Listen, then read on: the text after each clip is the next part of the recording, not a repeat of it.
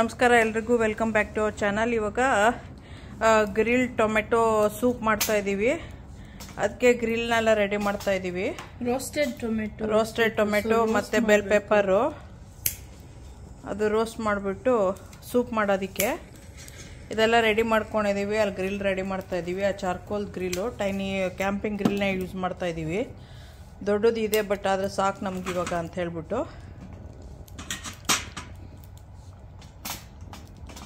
ಅದಕ್ಕೆ ಬೇಕಾಗಿರೋದು ಟೊಮೆಟೊ 3 ತೊಗೊಂಡಿದ್ದೀವಿ, 1 ಆನಿಯನ್ನು, ಆಮೇಲೆ ಬೆಲ್ ಪೆಪ್ಪರ್ಸು ಕಲರ್ ಇರೋ ಬೆಲ್ ಪೆಪ್ಪರ್ಸು ಇದಿಷ್ಟು ತೊಗೊಂಡಿದ್ದೀವಿ. ಇದಿಷ್ಟು ರೆಡಿ ಮಾಡ್ಕೊಂಡಿದ್ದೀವಿ. ಇನ್ನು ನೆಕ್ಸ್ಟ್ ಗ್ರಿಲ್ ಮಾಡ್ತೀವಿ.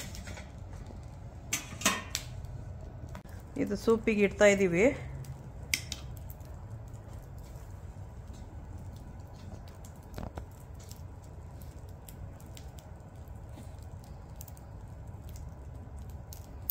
ಸ್ಮಾಲ್ ಟೈನಿ ಗ್ರಿಲ್ ಇದು ಇಷ್ಟೇ ಇದೆ ನೋಡಿ. ಕ್ಯಾಂಪಿಂಗಿಗೆಲ್ಲ ಬ್ಯಾಗಲ್ಲೇ ತೊಗೊಂಡು ಹೋಗ್ಬಿಡ್ಬೋದು. ಇದ್ರ ಬ್ಯಾಗ್ ಇಷ್ಟಿದೆ ನೋಡಿ. ಗ್ರಿಲ್ಲಿಂದು ಬ್ಯಾಗ್ ಇದು ಇಷ್ಟು ಅಷ್ಟೇ.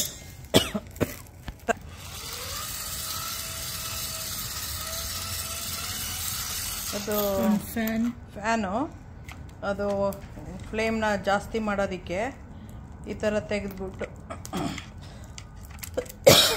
ಮಾಡೋಕ್ಕಿದೆ. ನಾನು ಇದು ಇಂಡಿಯಾಯಿಂದನೇ ತೊಗೊಂಬಂದೆ. ಇಲ್ಲೂ ಸಿಕ್ಕತ್ತೆ ಅಮೆಝಾನ್ ಮೇಲೆ. ಇಂಡಿಯಾಗೆ ಹೋಗಿದಾಗ ಓಕೆ ಏನೋ ಒಂದು ಶಾಪ್ ಮಾಡಬೇಕಲ್ಲ ಇದನ್ನೆಲ್ಲ ಅಂತ ಅಂದ್ಬಿಟ್ಟು ಶಾಪ್ ಮಾಡಿದೆ. ಗ್ರಿಲ್ಲು ಕೂಡ ಇಲ್ಲಿಂದ ಅಮೆಝಾನ್, ಗ್ರಿಲ್ ಇಲ್ಲಿಂದ ಅಮೆಝಾನ್ದು ತೊಗೋಬೋದು. ಬಟ್ ಅಲ್ಲಿ ಇಂಡಿಯಾಲೂ ಸಿಕ್ಕತ್ತೆ, ಇಲ್ಲೂ ಸಿಕ್ಕತ್ತೆ. The smallest grill, small camping grill ಆ ಥರ ತುಂಬ ಟೈನಿ, ತುಂಬ ಚೆನ್ನಾಗಿ ಕ್ಯೂಟ್ ಆಗಿದೆ. ಫೋಲ್ಡ್ ಆಗುತ್ತೆ. ಈಸಿಯಾಗಿ ಫೋಲ್ಡ್ ಆಗಿ ಬ್ಯಾಗಲ್ಲಿ ಹೋಗುತ್ತೆ.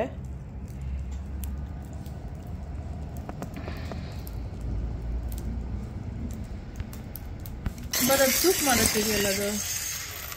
ಈಗ ಇದು ಮಾಡಿಬಿಟ್ಟು ಪ್ಲೇಟ್ ರೆಡಿ ಮಾಡಿ ಇಟ್ಕೊಂಡಿದ್ದೀವಿ. ಅದ್ರ ಮೇಲೆ ಇಟ್ಕೊಳ್ಳೋಣ ಅಂತ ಹೇಳಿ ಸ್ಟೀಲ್ದೇನೆ, ಯಾಕಂದರೆ ಅದು ಪ್ಲಾಸ್ಟಿಕ್ಕಲ್ಲ ಅಂದರೆ ಬರ್ಂಟ್ ಆಗುತ್ತೆ ಅಂತ.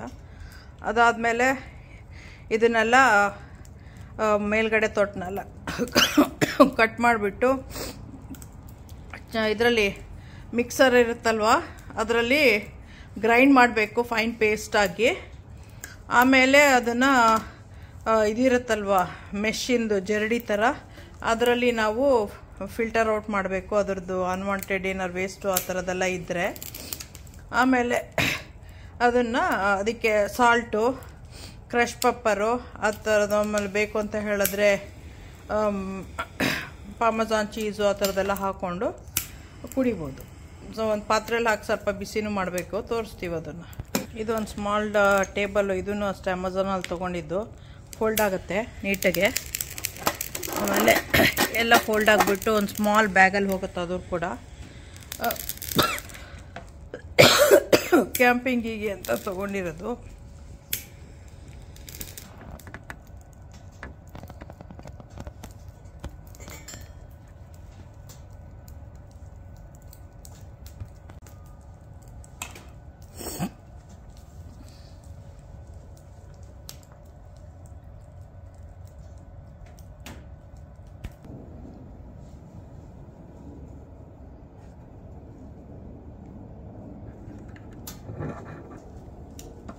These are hard to do.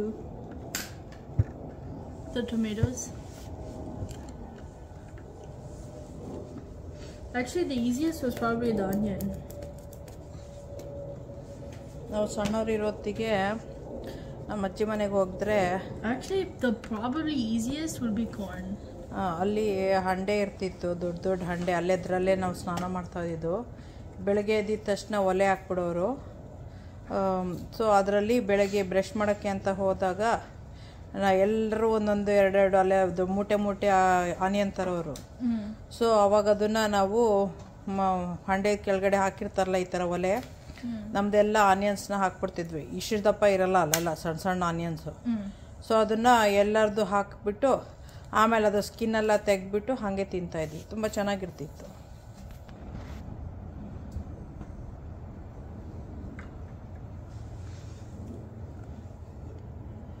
ಇದೆಲ್ಲ ಆಗಿರೋದು.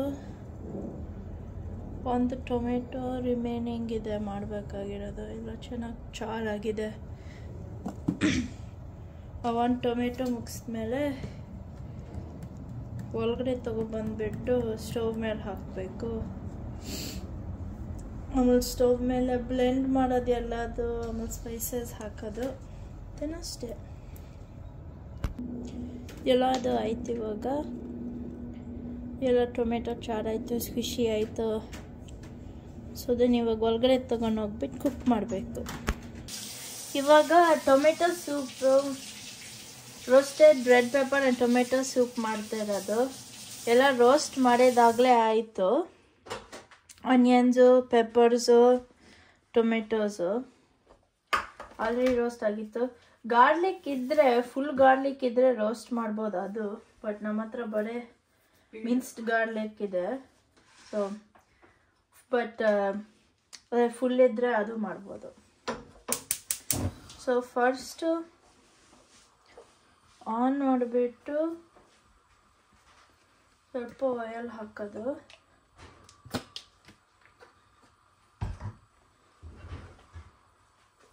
ಆ್ಯಂಡ್ ಇದರೊಳಗಡೆನೆ ನಾನು ಗಾರ್ಲಿಕ್ ಹಾಕ್ತೀನಿ. ಅದನ್ನ ಸ್ವಲ್ಪ ಕುಕ್ ಮಾಡೋಕ್ಕೆ.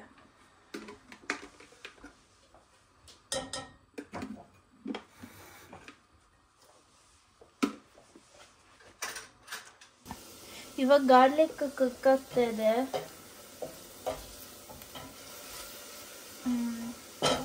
ಅದಾದ್ಮೇಲೆ ಇನ್ನೊಂದು ಸ್ವಲ್ಪ ವೇಟ್ ಮಾಡಿಬಿಟ್ಟು ವೆಜಿಟೇಬಲ್ಸ್ ಹಾಕೋದು. ಇವಾಗ ವೆಜಿಟೇಬಲ್ಸ್ ಹಾಕ್ತಾ ಇದ್ದೀನಿ ಇದ್ರೊಳಗಡೆ.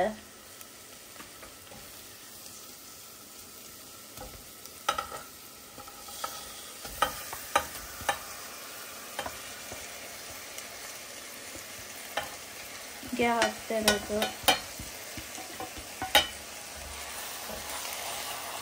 ಸ್ವಲ್ಪ ಕುಕ್ ಆಗೋಕೆ ಬಿಡೋದು. ಆಮೇಲೆ ಬ್ಲೆಂಡರ್ ತಗೊಳ್ಳೋದು, ಹ್ಯಾಂಡ್ ಬ್ಲೆಂಡರು, ಅದೇ ಹಿಂಗಿರೋದು. ಒಳಗಡೆ ಹಾಕ್ಬಿಟ್ಟು ಬ್ಲೆಂಡ್ ಮಾಡೋದು. ಸ್ವಲ್ಪ ನೀರು ಹಾಕ್ತಾ ಇದ್ದೀನಿ ಇದಕ್ಕೆ, ಜಾಸ್ತಿ ಅಲ್ಲ, ಸ್ವಲ್ಪ ಜಸ್ಟ್ ಬ್ಲೆಂಡಿಂಗಿಗೆ ಹೆಲ್ಪ್ ಮಾಡೋಕ್ಕೆ. ಆ್ಯಂಡ್ ದೆನ್ ಇವಾಗ ಇದು ಪ್ಲಗ್ ಇನ್ ಮಾಡಿದ್ದೀನಿ, ಇದನ್ನ ಹಾಕೋದು.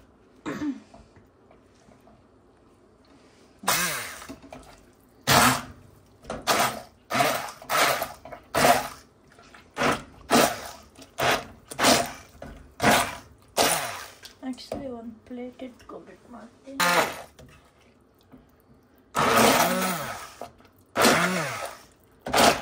ಏನಮ್ಮ ಸ್ಲೋಲಿ ಎಲ್ಲಾದು ಬ್ಲೆಂಡ್ ಮಾಡಬೇಕು. ನೀರು ಹಾಕ್ಬಾರ್ದಾಯ್ತು.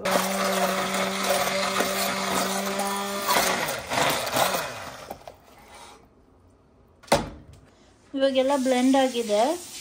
ಇದನ್ನ ಸ್ವಲ್ಪ ಹೀಟಪ್ ಮಾಡೋಕ್ಕೆ, ಕುಕ್ ಆಗೋಕ್ಕೆ ಬಿಡಬೇಕು. ಕುಕ್ ಆಗ್ತಾಯಿದೆ. ಇವಾಗ ಸ್ವಲ್ಪ ಬಾಯ್ಲ್ ಆಗ್ತದೆ.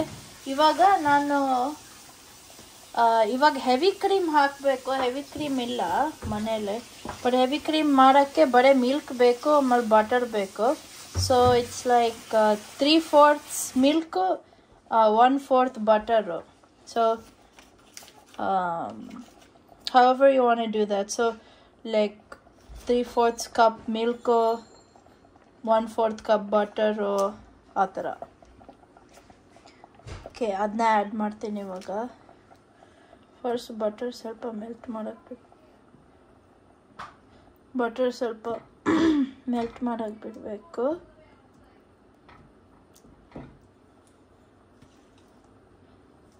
ಆ್ಯಂಡ್ ದೆನ್ ಮಿಲ್ಕ್ ಆ್ಯಡ್ ಮಾಡ್ತೀನಿ ಆಮೇಲೆ. ಸೊ ಇವಾಗ ಬಟರ್ ಫುಲ್ ಮೆಲ್ಟ್ ಆಗಿದೆ. ಇವಾಗ ನಾನು ಮಿಲ್ಕ್ ಆ್ಯಡ್ ಮಾಡ್ತೀನಿ. ಸೊ ಹೆವಿ ಕ್ರೀಮ್ ಆ್ಯಡ್ ಮಾಡೋದು ಸ್ವಲ್ಪ ಕ್ರೀಮಿನೆಸ್ ಬರೋಕ್ಕೆ, ಬಟ್ ನಾನು ಹೇಳಿದ್ನಲ್ಲ ಅದಿಲ್ಲ ಇವಾಗ. ಸೊ ಅದಕ್ಕೆ ಇದು ಹಾಕ್ತಾಯಿದ್ದೀವಿ,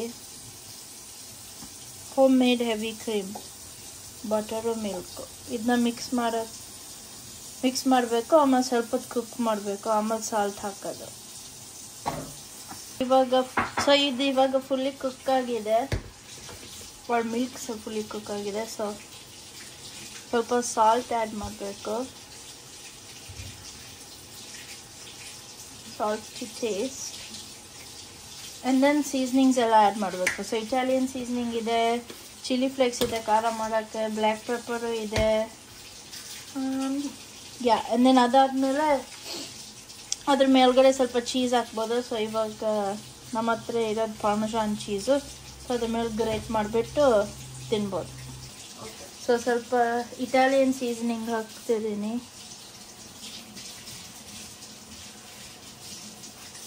ಲೋ ಫ್ಲೇಮಲ್ಲಿ ಹಾಕಿದ್ದೀನಿ ಸ್ವಲ್ಪ ಕುಕ್ ಆಗ್ಬೋದು ಅಂತ. ಸ್ವಲ್ಪ ಪೆಪ್ಪರು ಜಾಸ್ತಿ ತೆಗಿಸುತ್ತೆ.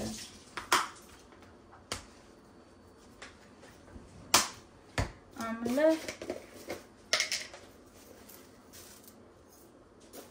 ಸ್ವಲ್ಪ ಚಿಲ್ಲಿ ಫ್ಲೇಕ್ಸು ಖಾರಕ್ಕೆ.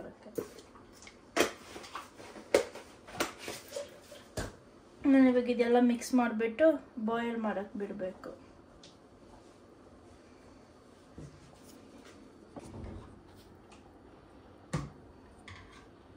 ಇವಾಗ ಕ್ರೀಮಿ ಆಗಿದೆ. ಸೀಸನಿಂಗ್ಸ್ ಎಲ್ಲ ಹಾಕಿದ್ದೀವಿ, ಸೊ ಅದು ಕಾಣಿಸ್ತಿದೆ.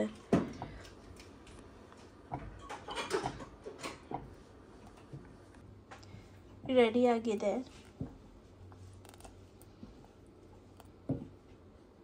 ಫೈನಲ್ ಪ್ರಾಡಕ್ಟ್ ಹಿಂಗೆ ರೆಡಿ ಆಗಿದೆ. ಸ್ವಲ್ಪ ಬ್ರೆಡ್ ಟೋಸ್ಟ್ ಮಾಡಿಬಿಟ್ಟು ಚೀಸ್ ಹಾಕಿದ್ದೀವಿ ಅದ್ರ ಮೇಲ್ಗಡೆ.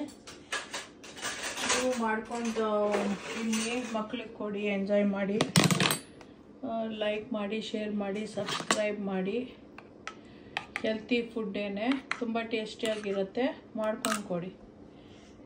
ಓಕೆ, ಬಾಯ್.